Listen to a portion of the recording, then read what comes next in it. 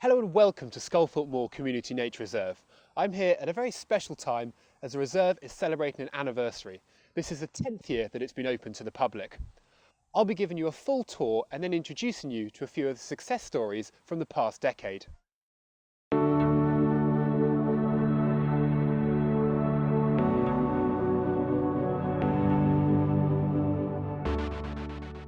The Hawk and Owl Trust signed a lease on the reserve back in 2001 in a state almost unrecognisable from what you see there today. However, with the support of a large number of volunteers, a transformation took place. Phase 1 saw the installation of the Woodland boardwalk and, importantly, the first hide was completed.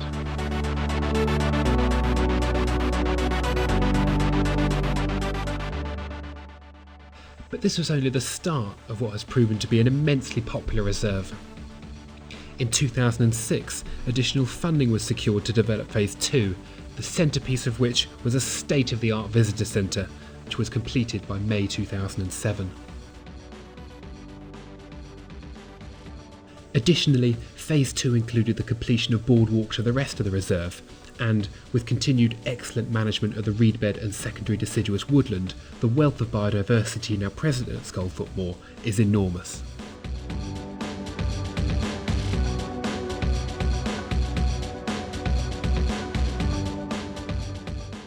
An in-depth history of the land on which the reserve stands can be seen in the visitor centre, but now that I've given you a brief introduction, let me take you on a virtual tour of the whole reserve.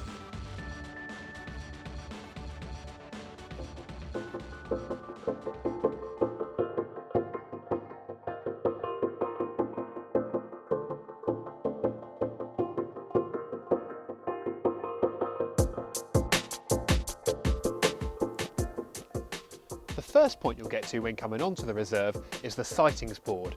Now it's well worth having a good look here to see if there are any exciting species that have been seen on the day you arrive. I can already see that today, and it's only midday, that barn owl, sparrowhawk, bullfinch and water rail already feature here. I'm going to go and see what else we can find.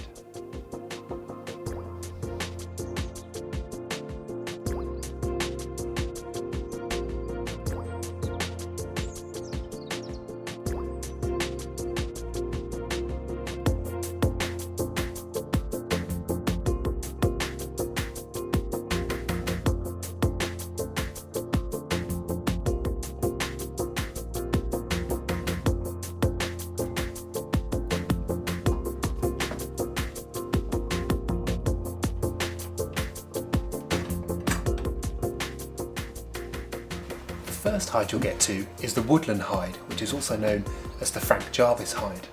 Now, this hide has got two main feeders on, one of which is live streamed to one of the screens in the visitor centre, and there's also an owl box out there, so it's always well worth having a look to see the variety of species that have come through. We've already got blackbird, rambling chaffinch,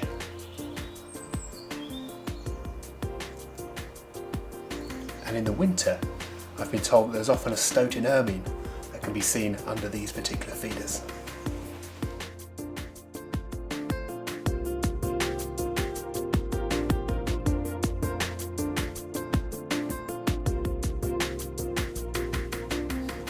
After having a look in the Woodland hide, you can carry on round the reserve to go and see what's showing in the fen and scrape hides.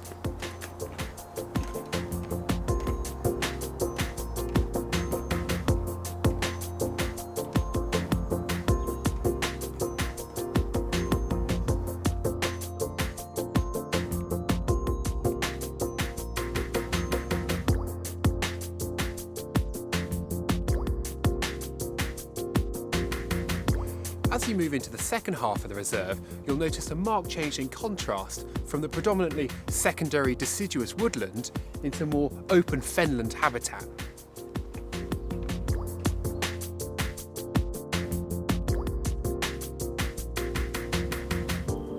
For those of you who are here to enjoy the reserve at a more leisurely pace, there are a number of benches located along all of the main routes for you just to sit and enjoy the flora and fauna that's all around you.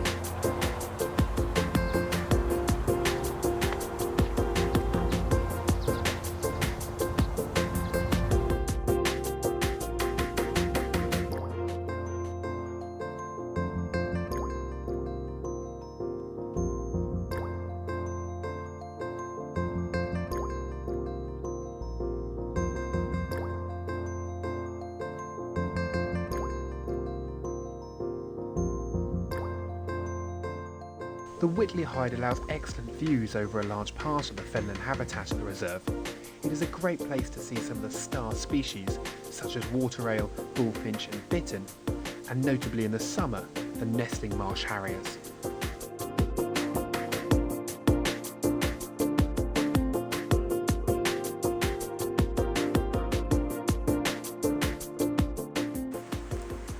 The final two hides are situated next to each other at the bottom right hand corner of the reserve. In front of a pool you can see kingfishers here, and if extremely lucky, an otter. At the moment we've got two mallards that come in, and I can see a new swan, a juvenile, just resting on this pool, and probably somewhere in this fenland there'll be a bittern or possibly even two.